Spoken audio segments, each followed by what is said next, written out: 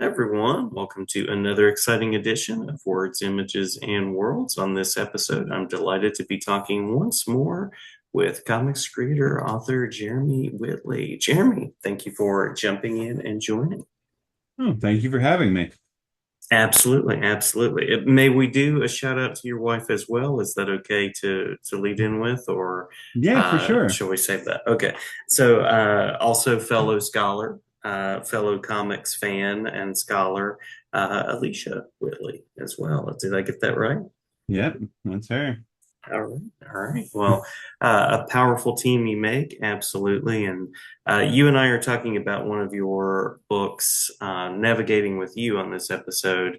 But we can also explore. We can go other places in the journey if you'd like. So, curious about what is new, what is happening in the creative world for you. Well, navigating with you is the big new thing for me here. It is something that just came out a few weeks ago from Mad Cave, so it is available now for everybody to check out. It is a YA romance. It is about two girls who move from different parts of the country to Durham, North Carolina, here where I live, and meet each other on the first day of their new school and discover that they have the same love for an obscure manga that they read as kids, but neither of them have ever finished. So they decide to go on an adventure to track down all the volumes of this manga so that they can read it. And over the course of that, become much closer friends, and then eventually more than friends. Nice, nice. So what has this book allowed you to explore? And we can also talk about it in terms of what it's allowed you to do, maybe outside of your work on things like Dog Night, School for Extraterrestrial Girls. Yeah, it ties in kind of interestingly, at least to me, to my work with Unstoppable Wasp, which I did at Marvel.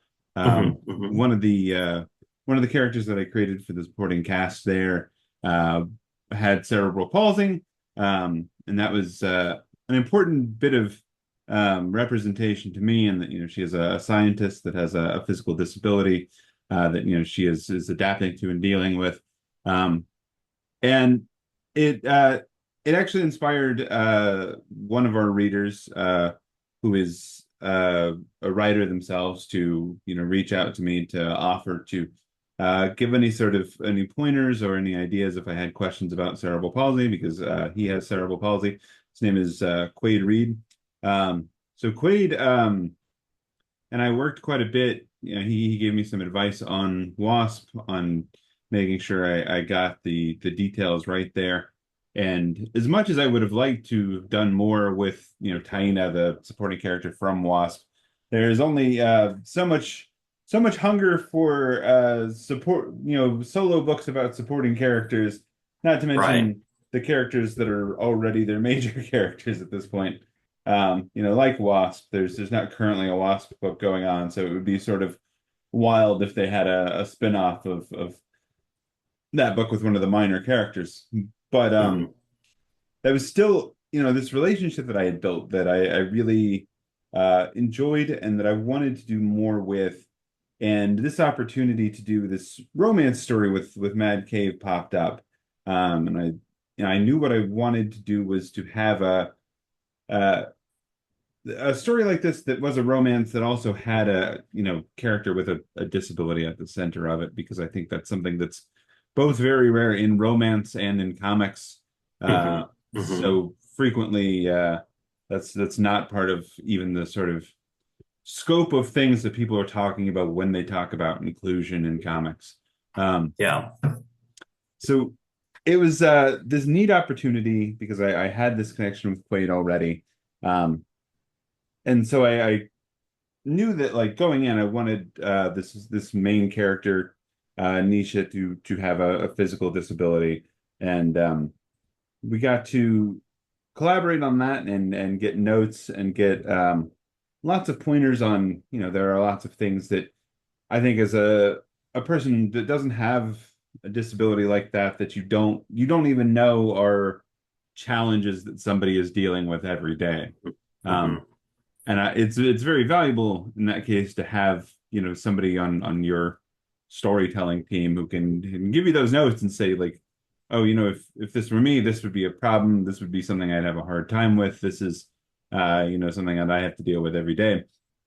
Yeah. So it was really neat to have that and be able to pretty properly embody Nisha on the page.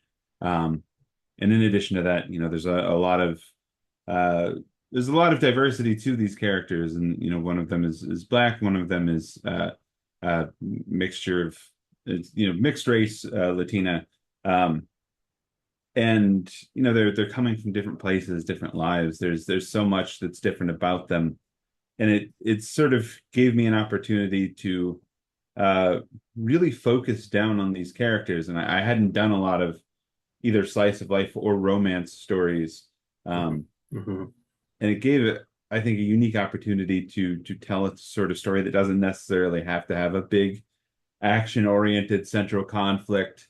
It can be a it sounds strange to say nice, but a nice story that really ultimately is in a lot of ways a character piece for these two characters and explores sort of their relationship and romance and uh, everything it's a lot of stuff that I'd never really gotten a chance to do before and had an incredible editor um, and incredible art team to work on this with. So I I'm so proud of this book. It came together very nicely. I can't imagine a better version of this book. Yeah, it is definitely a beautiful book, and I love that. YA seems to be such a delicate balance. It's really hard to kind of get a book that just fits so well into that segment, but also can expand beyond. And I think you nailed it with this book. I do.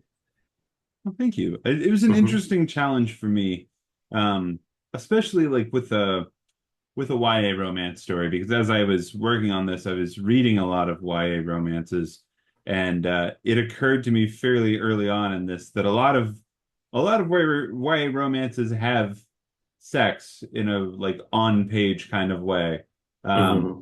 and that is not something that is possible, I feel like, to do in a particularly responsible way on page with teenage characters like uh in a comic, just because you have to draw everything that's happening, and there's a Hmm. certain point where like you can describe a thing happening on a page and that's fine, but if you're showing it with two teenage characters happening in a story, it becomes a little dicey. Right, right. Yeah, true.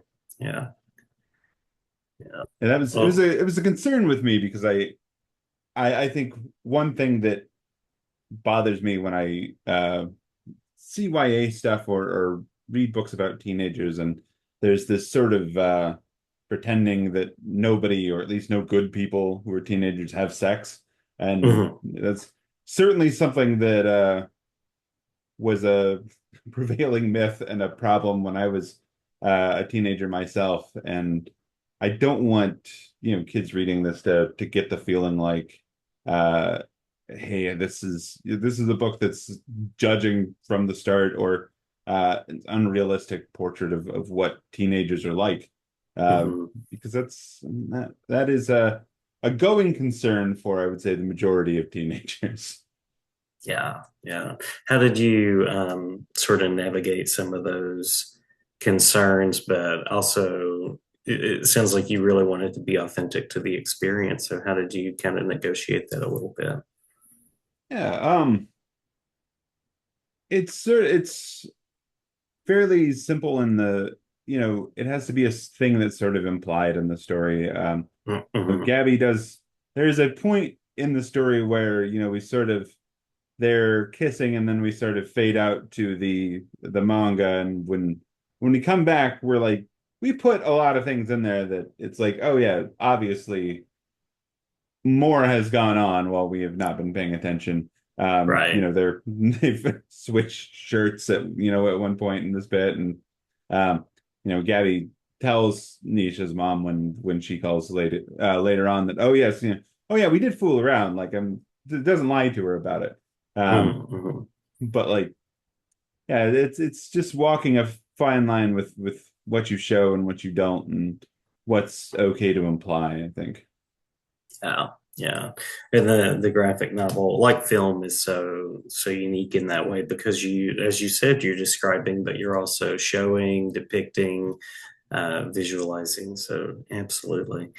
Uh, you mentioned that this takes place in North Carolina. So I wanted to ask about the Appalachian literature influence.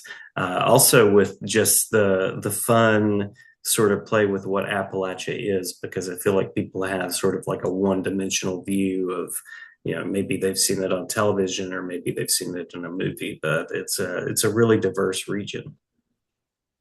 Yeah, it's interesting to me. I think I grew up much closer to the actual mountains in Western North Carolina. Um, Hmm. and I think, even up there, even if you're talking about, where my parents live in Lenore or Boone or Asheville, it's a much more diverse area than I think people think.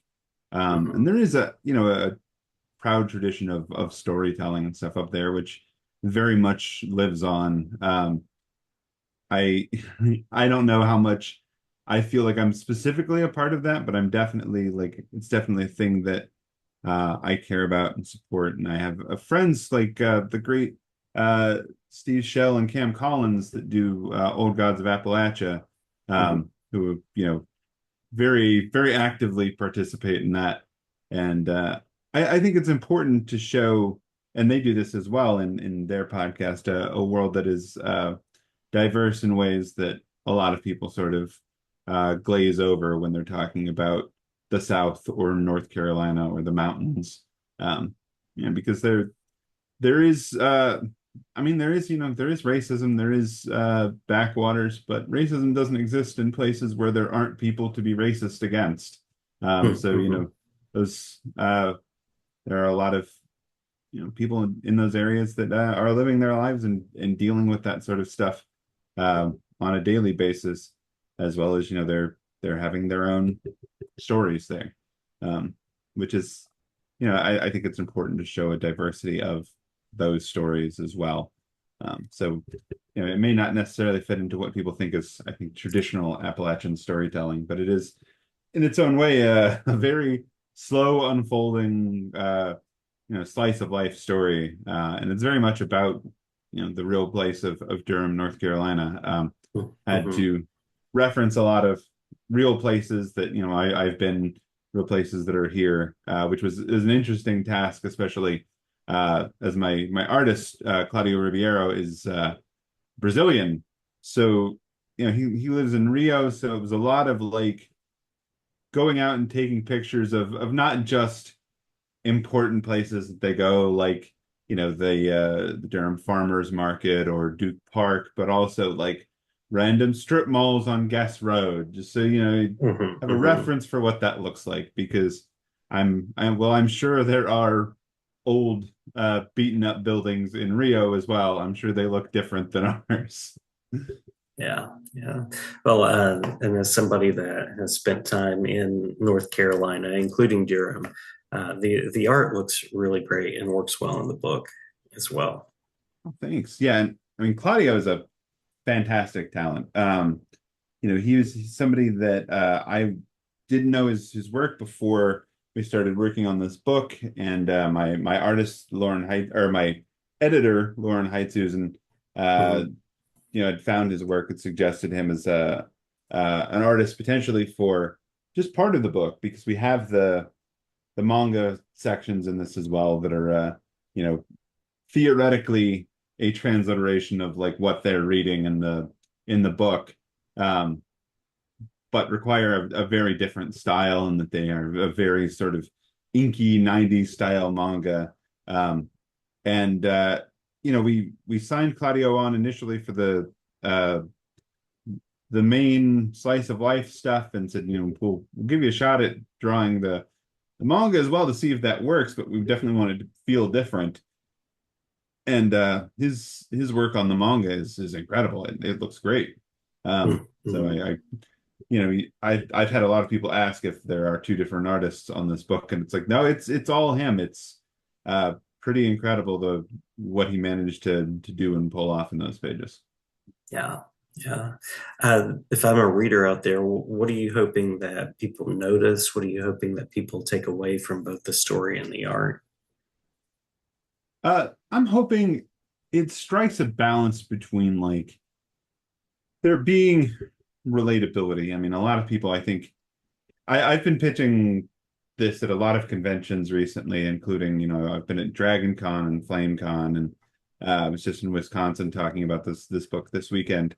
And I keep saying like it's a story about two people falling in love over shared love of obscure manga, which is like obviously that's nothing anybody at Dragon Con can relate to. So it's one of those things that I think the generals and even some of the specifics of it are very relatable to people or something that people are going to recognize in their own lives and their own hobbies and things like that, while also getting this insight into people who aren't necessarily like them, who live very different lives, who have to deal with very different things, um, be it race or gender or disability or sexuality. And I think hopefully people will see that and enjoy the things that they can relate to and enjoy seeing themselves in some ways on here, but also getting a glimpse into what it's like to be very different people from themselves. Or in Yeah, some I love that. cases, I've had a couple of people that this is the first time they've seen somebody that is uh, especially like the combination of Nisha is black, queer, and disabled is not something you see a lot in media generally, but especially in comics. So I've had a couple of people that were very excited to see that particular trio of things represented, and it's important to me that it is not a story that is about those things, that it's not a coming out story. It's not a story about being disabled, but it is sort of a slice of life for these characters where you get to see, you know, very realistically, I think stuff that affects them about all of those parts of their life, but it's not necessarily what it's about.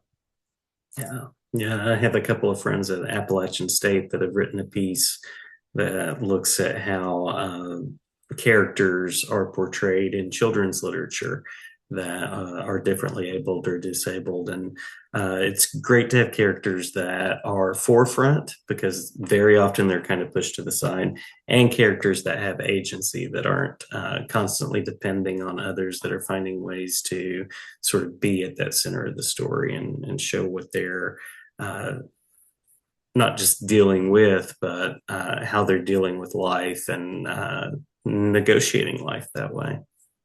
Yeah, I mean, for me, I think something that was important to me that I've seen a lot while trying to I mean, we're both talking to people about this book and trying to figure out how to write it. Um, is that there are so many depictions of people with disabilities in stories in which they are either um, twisted in some way. They're being disabled has made them horrible somehow, Mhm, mhm. or that they are angelic in some way, and they are people that are to be loved and rooted for at all times, and don't have any quirks or problems, or are not notably human in a way that other characters are. And it was important to me that both in this and in Wasp that we had when we had disabled characters, they are round and interesting characters. I mean, Nisha Mhm. is um, she's funny and she's weird and she's got her own stuff going on. She's I think notably of the two main characters, she's definitely the hornier of the two, which is not something I think that is embraced a lot with disabled characters. I think people tend to portray disabled characters a lot of times as sexless, and that's not great. Um, so like that was important to me, and and in Wasp, Taina, who has our character that has CP, and that is mean. Like she's funny, but she's in a very mean way. Mhm. And that I really appreciated, and that the moment that anybody tries to talk down to her or tries to pretend like she's not the smartest person in the room. She has no problem just obliterating them, um, including her own sister, which is a fun thing to write because I always love characters who have a barb ready whenever they need it. Yeah, yeah, definitely. Capturing the wit for sure. Yeah. You mentioned that it's Mad Cave, and I should have worn my Mad Cave t-shirt, but I'm curious about what it was like to work with Mad Cave slash Maverick on this as well. Oh, they've been great. My the whole team I think is really wonderful. In a lot of cases, I think when you work with comic book companies, especially a lot of work for hire companies or you know places that have a small staff, you might not interact with everybody. Um, Hmm. but I think in Mad Cave's case, we had meetings where, myself and Claudio got to be sort of um, face to face with, the everybody who's working on the book from editorial to the EIC to people who are doing marketing and promotion and stuff. They took a lot of our ideas and suggestions very seriously. They did a lot of pushing to market and promote the book for us um, in ways that I think are incredibly uncommon in sort of the indie comics market. Um, and in some cases in the non-indie comics market. Um, Yeah. you don't always, I think in a lot of cases it tends to be one or the other. Either there's nobody behind the screen doing the promotion and all that stuff, or those people are very separated off doing their own thing and they're not really interested in what the creators think as far as how a book should be promoted or what we think we'd like to talk about, who we'd like to talk to. And the whole team has been very engaged. Lauren, my editor, is the best. She's wonderful. But I've had great interactions with everybody from our marketing team to folks at con who work at cons to Mike Martz, who's the EIC there. Mhm, Everybody is mhm. really wonderful to work with. I don't have a bad thing to say about them. Awesome, awesome. Yeah. I've enjoyed the stuff that they've published in the past couple of years and glad to see this book join that lineup. And I always appreciate the work that you do. As a final question, we can, of course, add anything that you'd like, but I'm curious, of course, the typical last question of where people can go and find out a little bit more if they'd like to. Well, my website is jeremywhittley.com. I'm not always the best at updating it, but I do try to keep a list of everything I have that is out. I am much quicker to update Blue Sky these days. So it's, I'm just Jeremy Whitley on there. I'm still on Twitter, JRome58. It's if you go on there, you're more likely to find stuff about wrestling, I think, than books. Um, just because that's most of what's left over there that I interact with is wrestling community. Um, but yeah, you can find me any of those places. Also Tumblr, Instagram at jrome58. Um, and then yeah, I will be uh I'm just about wrapping up my cons for this year. I am about to do Baltimore and then I'll be at New York Comic Con in a few weeks to sign and talk about navigating with you there as well. Awesome, awesome. Well, always great to talk with you. Always glad to have you on. It's an open invitation, and many thanks again for the creating. Thank you so much for having me. Anytime, anytime.